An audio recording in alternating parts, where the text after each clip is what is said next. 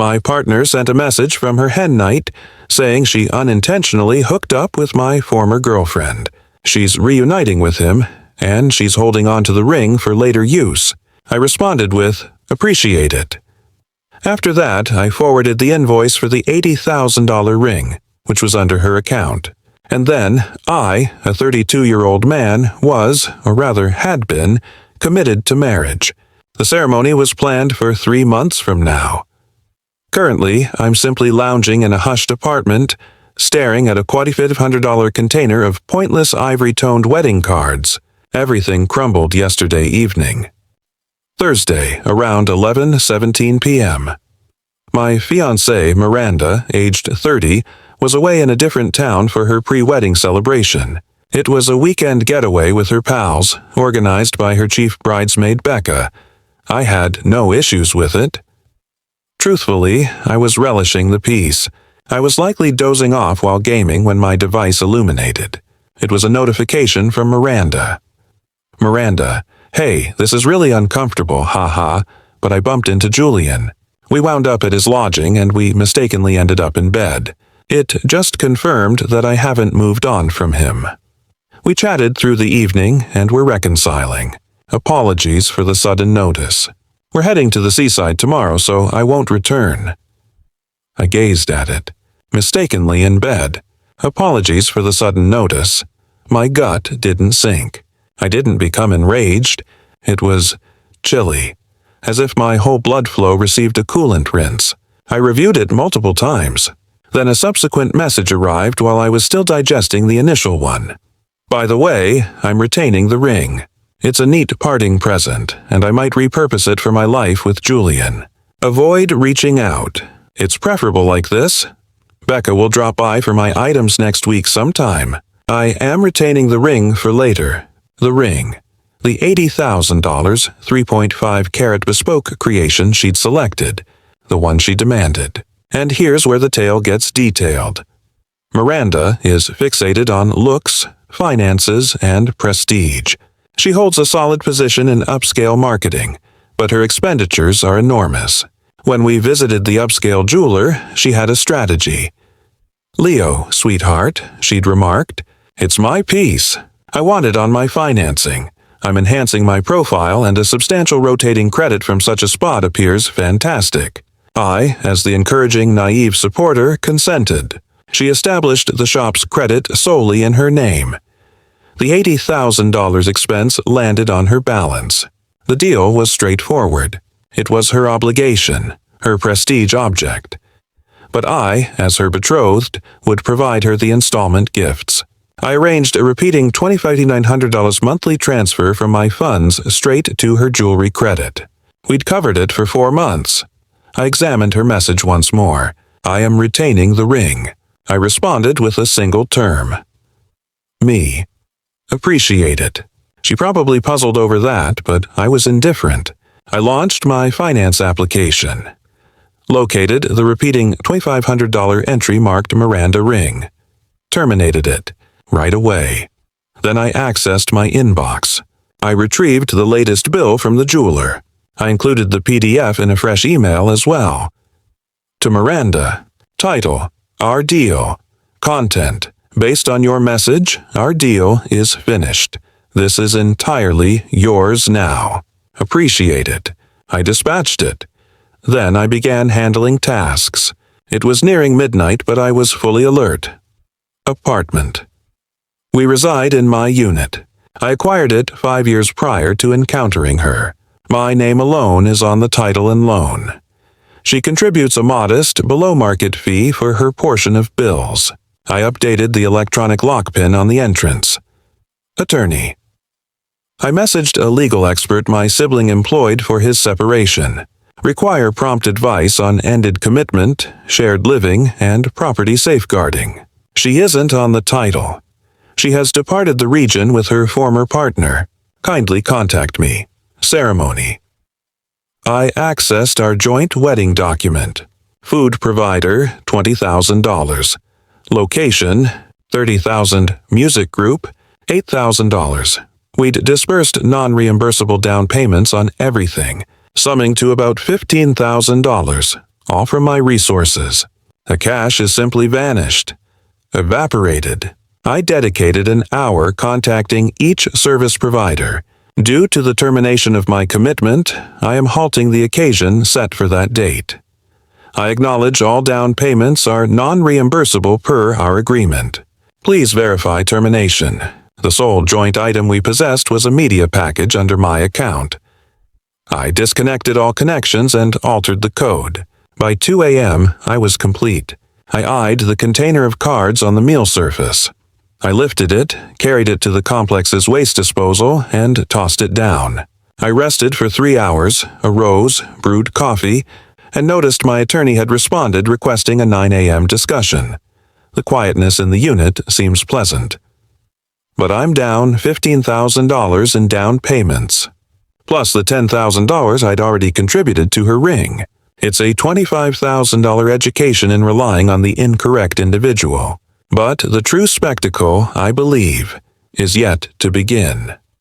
The upcoming ring installment is in 5 days. She's presently en route to the seaside with Julian, likely gazing at her $80,000 accessory, unaware her credit account is soon to issue a courteous yet stern overdue alert. And I'm simply anticipating. Update 1. It's been 6 days. The calm phase is formally concluded, and the self-importance has arrived. My attorney, Alex, has been excellent. He verified that since she's not on the title, she has no claim to the unit.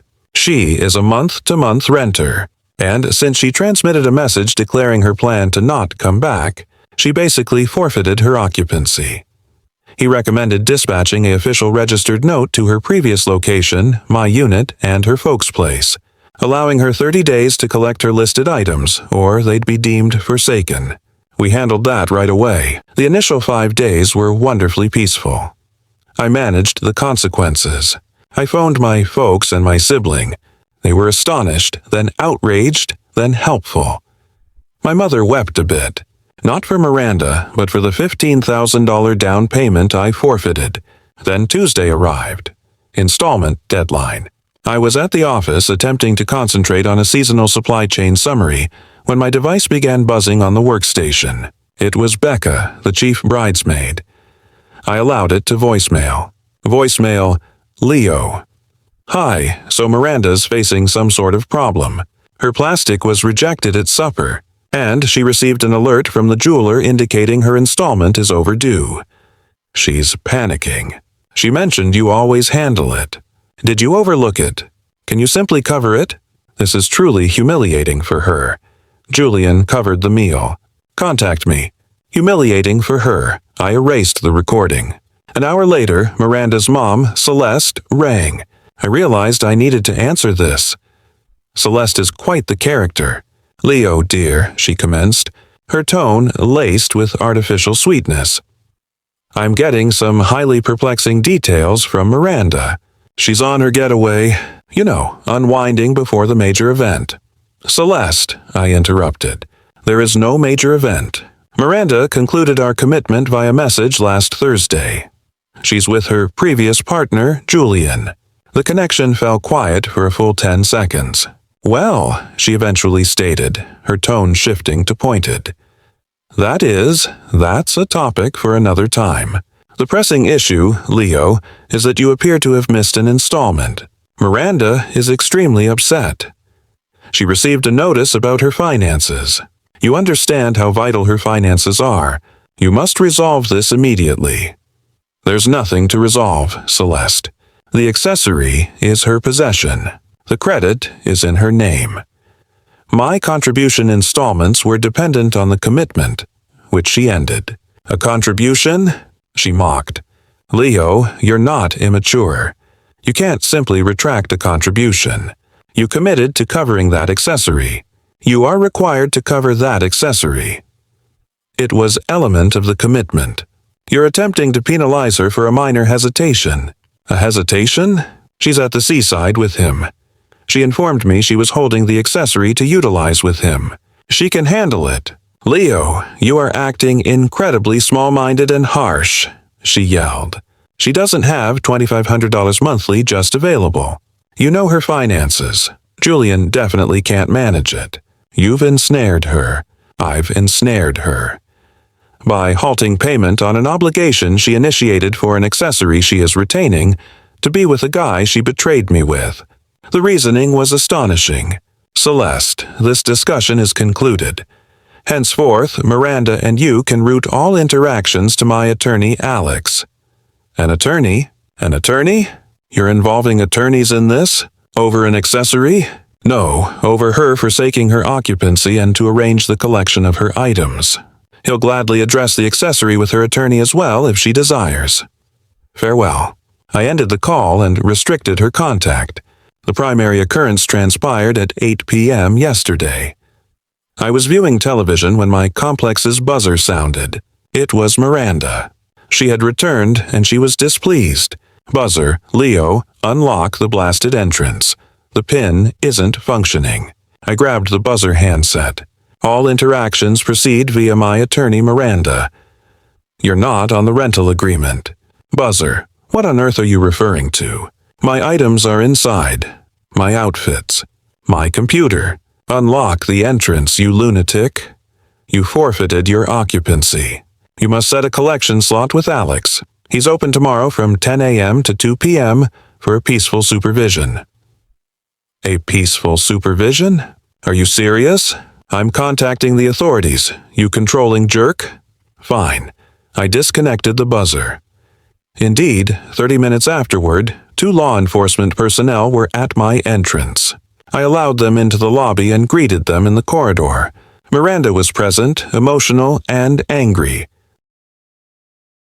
Julian was alongside her, appearing arrogant and clasping her hand. "Sir, we received a report about an unlawful removal," the senior personnel stated, seeming exhausted. "This woman claims you've barred her from her residence." "Good evening, officers," I responded steadily. "This is my unit. I am the exclusive proprietor." I presented him a duplicate of my title, which Alex advised me to have ready. Ms. Miranda here was my betrothed and a month-to-month renter. Last Thursday, she transmitted this message. I displayed the device. The note about departing, not returning, and retaining the ring.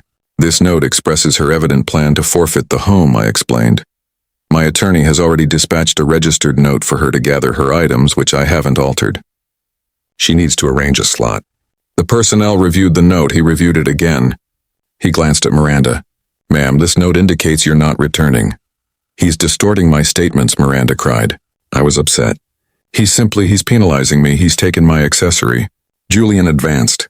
"Yeah, dude, he's withholding her $80,000 accessory."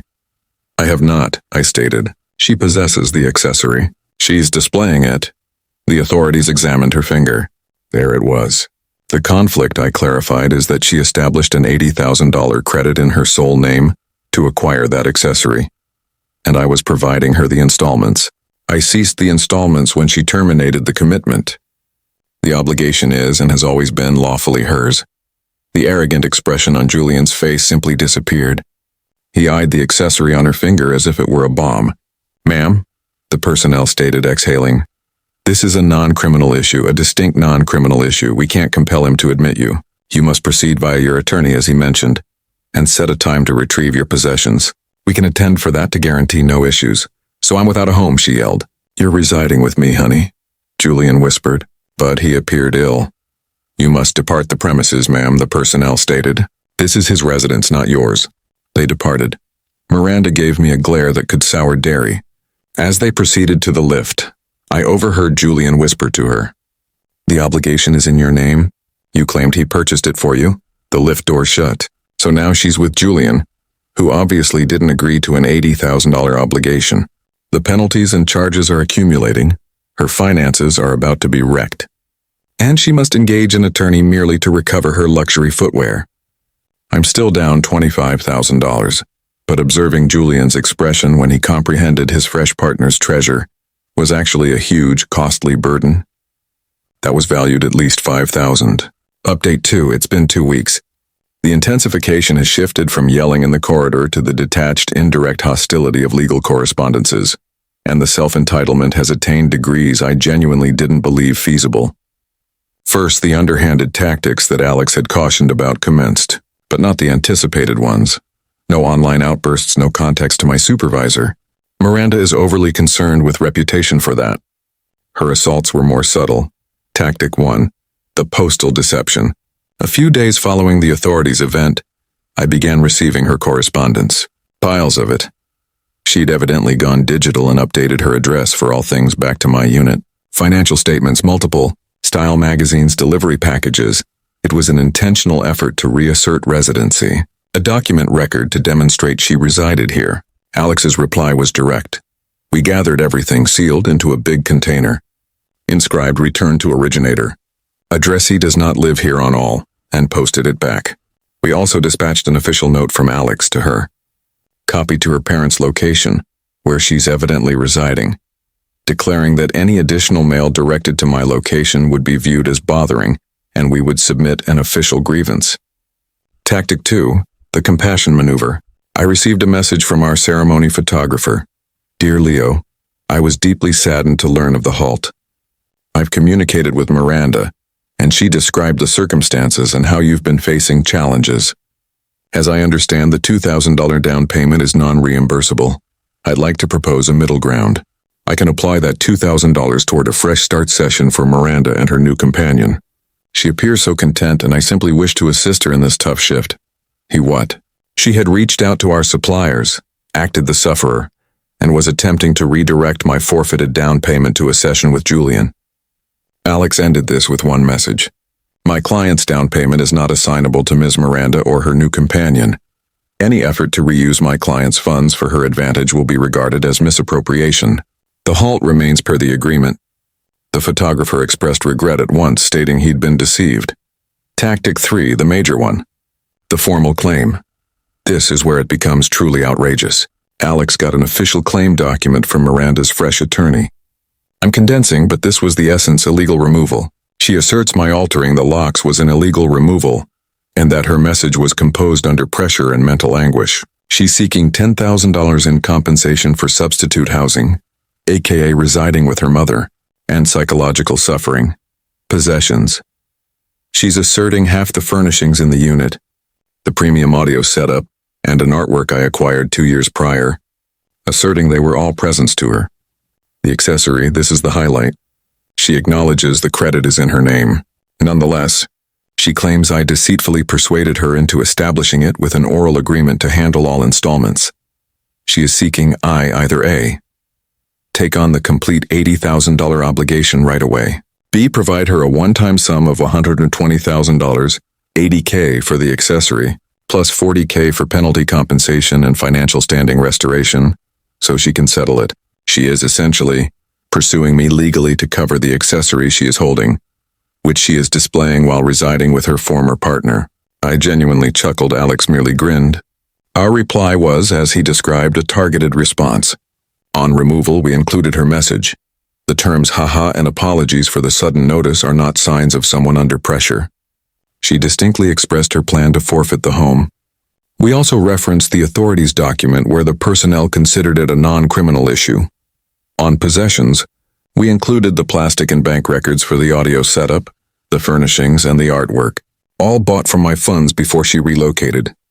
Ms. Miranda is free to her individual items, garments, personal care, computer, but she is not eligible for Mr. Leo's private possessions. Her assertions are baseless. On the accessory, this was Alex's triumph. Your client, an expert in premium marketing, voluntarily and enthusiastically established a credit line in her name to improve her profile. She is an informed participant in that deal. My client's contribution installments were a conditional present, with the condition being the union. Your client single-handedly violated that condition. By her own statement in her message, see attachment A, she is retaining the accessory. She cannot at the same time retain the item and abandon the responsibility. My clients appreciated see attachment B was his official approval of her revised conditions. The obligation is hers. Any additional assertions on this topic will be countered with a lawsuit for bothering and court costs. The prompt consequence was complete quiet. For 48 hours, then Julian contacted me. From a hidden number. Dude, you need to assist me, he sounded frantic. She's crazy. She's receiving contacts from the jeweler constantly. Debt collectors, it's merely been 2 weeks. Their steep rate, dude. She claimed it was settled, I can't participate in this. That appears like a problem for you and her, Julian. No, hear me, she wants to offload it. But she brought it to a local jeweler and they said, dude, second-hand value on a unique item like that it's around $30,000. Maximum. She's $50,000 underwater. She's yelling and sobbing daily. Her finances are already destroyed. She can't even obtain a fresh plastic. You have to simply cover it for her. You cared for her, correct? You're destroying her existence. I'm destroying her existence? By not covering the accessory she's displaying while residing with you. This discussion is finished. I disconnected. So the truth has struck. The $80,000 accessory has a second-hand worth of $30,000. She skipped the initial installment. Her charge rate has likely surged to the default APR, which on those retail accounts is 29.99%. She is over $50,000 in debt. The debt is increasing every day. Her finances are ruined. And her new future just reached out to implore me to repair it. The peaceful supervision to collect her items is this Friday. I'm nearly anticipating it. Final update, this is the conclusion. The ultimate section. It's finished. Friday morning. The peaceful supervision. Alex instructed me to be courteous, non-argumentative, and to have all her things packaged, cataloged, and near the entrance. I devoted Thursday evening to that. Outfits, footwear, 15 varieties of skin lotion, her computer, her styling tools. I contained it all. It occupied 14 containers. At 10 a.m. precisely, the law enforcement personnel, the identical weary one from earlier, and Alex were at my entrance. Miranda, Celeste, and Becca were in the corridor. Julian was absent. Wise choice, I suppose. He grasped it quicker than I did. Okay, the personnel stated. Mr. Leo will stay within his unit. Ms. Miranda, you and your assistants can collect the containers by the entrance. You will not advance further into the unit.